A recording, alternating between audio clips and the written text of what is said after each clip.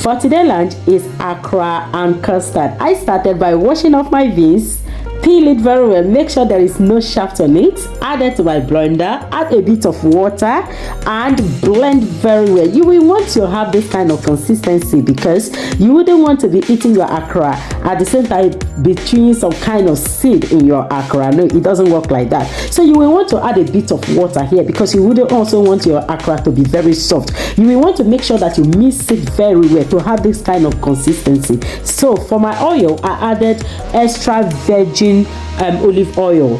So that is because I will be also using the same oil to fry this akara. So I added a bit of it, add some salt, garlic powder and nutmeg. Mix very well before adding my mango to it. So I used to star mango.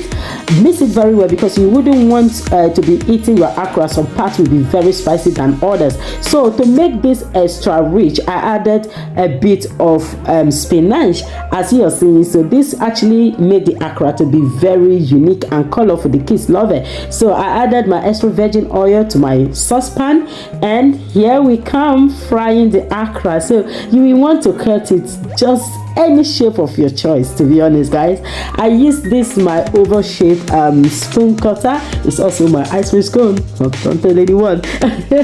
So you will want to lower your heat because we will be frying this in a very low heat because you wouldn't want it to burn. All we just want it is to cook very well at the same time be brown. So you want to turn it to the other side. So guys, as you can see, this is it. When it's ready, it is all brown now. So we remove this particular one and do the same thing to the rest of all the akara. Like as I said earlier, we will be muching this akara with custard. So now we are mixing our custard. So for you to have a very good texture custard, you will want not to add too much or little water. So here comes my hot water. I added it. This is a bit where my kids will say, oh mommy, that is a magical.